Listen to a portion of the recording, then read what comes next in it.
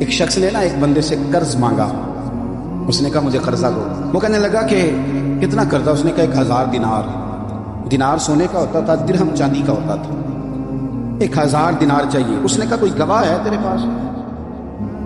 غریب کا گواہ بھی کوئی نہیں بنتا.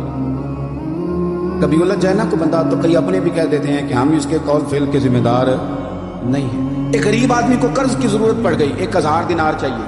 میں کہہ چکا ہوں کہ درہم چاندی کا ہوتا تھا، دینار سونے کا. 1000 دینار لینا ہے. جس بندے سے اس نے کہا، اگرچہ وہ نیک بندہ تھا، اس نے کہا یار 1000 دینار دے دو. تو کہنے لگا کوئی گواہ ہے تیرے پاس؟ وہ کہنے لگا غریبوں کا گواہ کون ہوتا ہے؟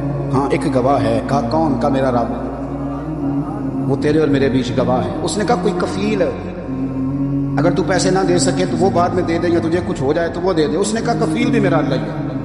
میرے پاس اگر ہے تو رب کریم کا نام ہے، اگر اعتماد کر سکتا ہے تو کر لے. بندہ نیک تھا. اس نے کہا رب کے نام پہ، رب کی کفالت پہ، اللہ کو گواہ بنا کے میں تیار ہوں تجھے 1000 دینے. اس نے 1000 دینار دے دیا. وقت واپسی کا طے ہو گیا.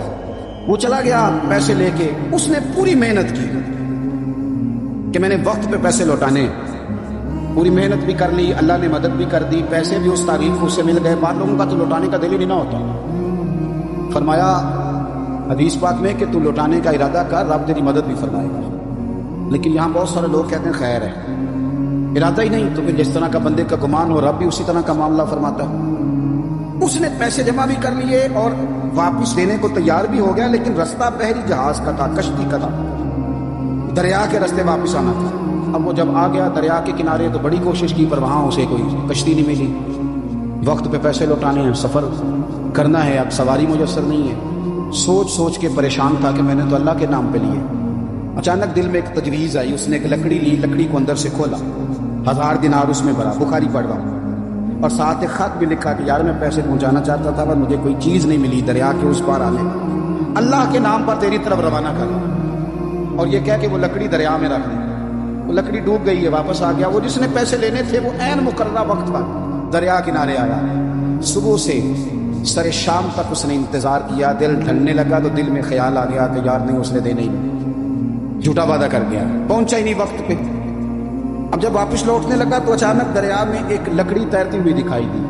کہنے لگا لے جاتا ہوں، شام کو روٹیاں پکانے کے کام آئے گی، ایندھن بنا کے جلا لوں گا، ہنڈیاں پک جائے گی. لکڑی اٹھا کے جلانے کے لیے گھر لایا. گمان تھا کہ وہ نہیں آیا وعدہ کر کے. اللہ کو کفیل اور وکیل بنا کے اور گواہ بنا کے پھر بھی نہیں آیا. لکڑی لے کے گھر گیا، بخاری ہے.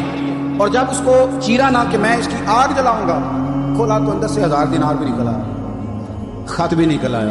اب ذرا سمجھنا، اس کے دل میں بات کس نے ڈالی کہ تو لکڑی میں پیسے ڈال دے؟ اللہ نے. اس بندے کو مقررہ وقت پہ کنارے بھیجا کس نے؟ لکڑی صرف اسی کے ہاتھ آئی تو یہ بندوبست کیا کس نے؟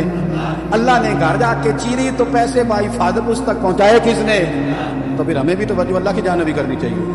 ہمارے پہ دل کی توجہ رب کی طرف ہی ہونی چاہیے نا. ہمیں ادھر ادھر جانے کی، دیکھنے کی، بندوں پر غور کرنے کی ضرورت کیا ہے؟ وہ پیسے پہنچ گئے. یہ وہاں اپنی جگہ پہ پریشان تھا. اس نے 1000 دینار اور جمع کیا.